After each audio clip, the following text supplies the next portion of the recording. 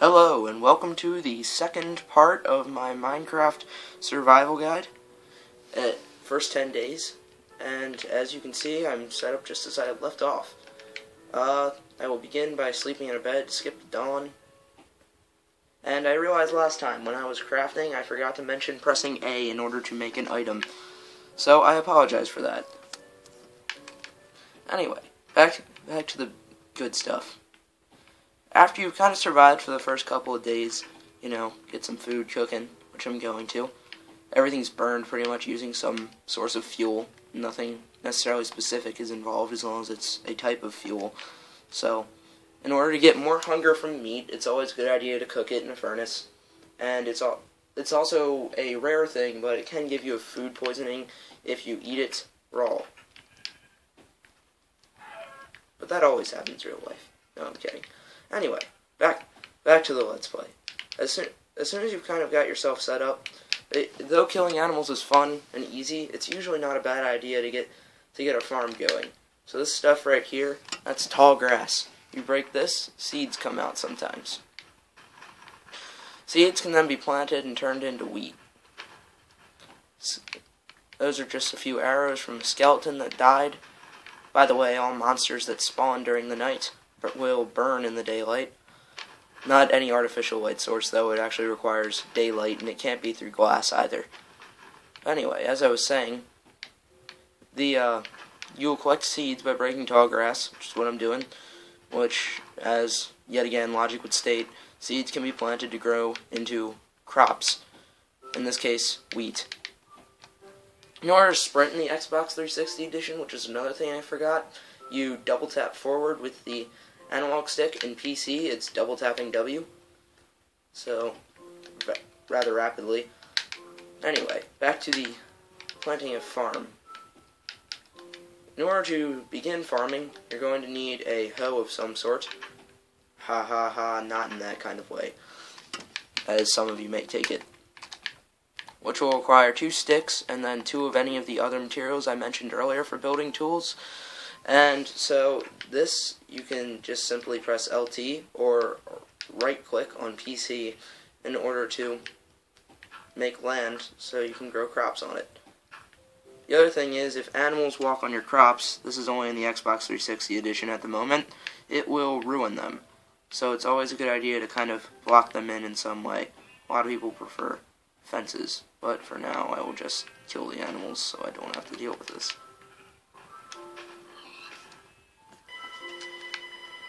As well as collect. So as I was saying, just by simply placing a few fences, you can pretty much block it in, because everything in Minecraft is based off a system of blocks. All mobs can only jump 1 block, as you can see me do up here. If I attempt to jump up 2 blocks, I fail.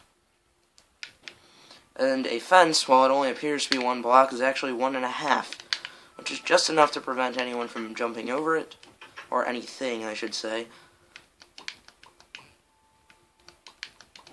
And all a fence takes is 7 sticks in that arrangement right there on the screen. And you get 2 of those per set of crafting. And then you can just block in your crops, and you'll be pretty much good to go.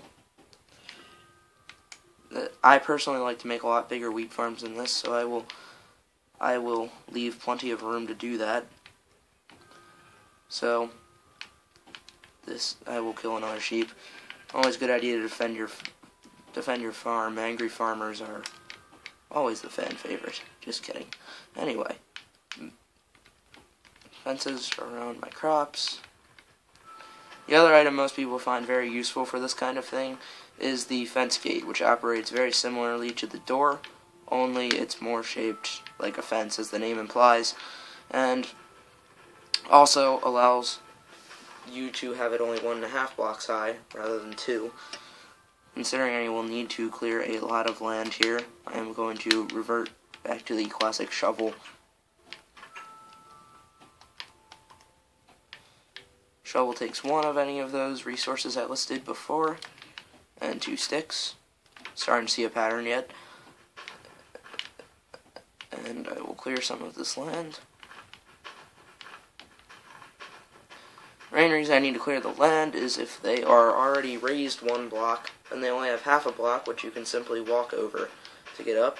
So that would pretty much allow anything that I didn't kill to get into here, which is not at all what I want.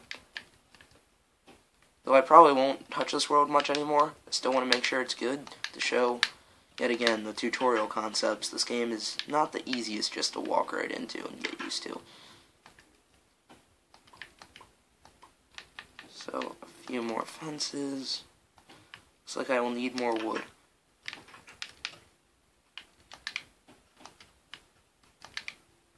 The other cool thing about Minecraft, I'm going to start rambling into fun facts when I do redundant things like collecting wood, is all the different biomes, or environments, I guess they could also be called. And that's pretty much what I'm currently in, is more of a swamp biome, vines, lily pads, etc.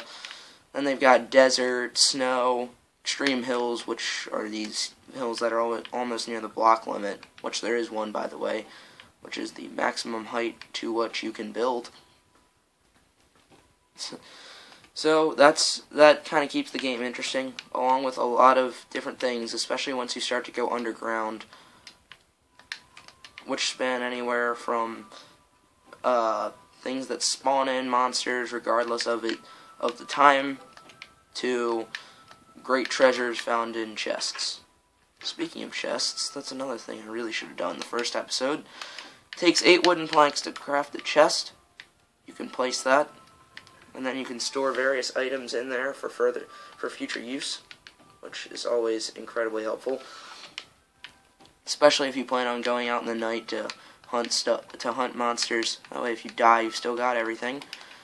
The bed also sets your spawn point, so when you sleep in it, you don't even have to skip the dawn. You can just press LT or right-click and then get right back out of it again, and your spawn is set. So if you die, you will just show back up there. You just need 2 blocks right next to the bed, so that it is indeed possible for you to respawn. Another one of Minecraft's many requirements for certain things.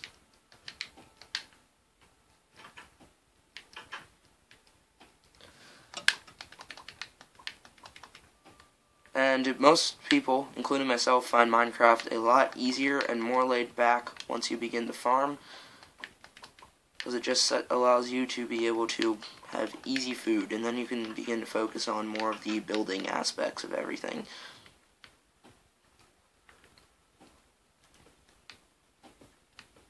As you can see, I'm fencing it in from all sides. The one monster that you really are going to want to look out for at night, though, is definitely spiders. They can climb over just about anything, because they can cling to walls. So if you were to have a little 1-block overhang like that, that would be the only way to prevent them. So if you're planning on walling in a little place, making a little fort type of an area, so to speak, I would certainly suggest an overhang or just being ready to deal with spiders.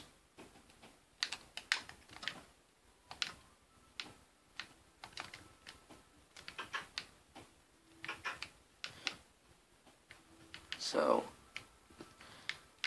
there is the fence gate, ready to be opened. And as I had said in PC version, if you just walk over your crops naturally without sneaking, which, by the way, is to either A, hold and shift on PC, or here, press down on the right analog stick, you can't ruin the crops when it is Xbox, but on PC you can just easily walk over them without needing to worry about anything. By the way, to place blocks, that's another thing that I forgot. I apologize that I keep messing up with all these things. That's LT. Pretty much to interact with much of anything, it is LT, including mechanisms, etc., etc. The land also has a tendency to untill itself unless there are things planted near it. And when farming, crops grow faster if you have water near them, and water can go within 3 blocks of tilled land and still be functional to grow them and speed up their growth speed. So that's exactly what I did right there. 1, 2, 3. Of course, that fourth layer is kind of iffy. My bad. And another thing about farming is that the light level needs to be bright enough. So if you're growing it outside like this, no roof or anything to cover it up, there's nothing to worry about. As opposed to if you're growing it indoors, you're going to want to have plenty of torches in the room to keep the light level high enough, and then that will allow them to grow just fine, no problems, no nothing. And just to demonstrate what I was saying before about cooked food versus raw food, my bad. Raw beef, 2 meat pops. Raw regular steak, as it is called, 4 meat pops. Alright, that's going to wrap up this Let's Play. Thank you for watching. Hope you continue to. And good days in Minecraft.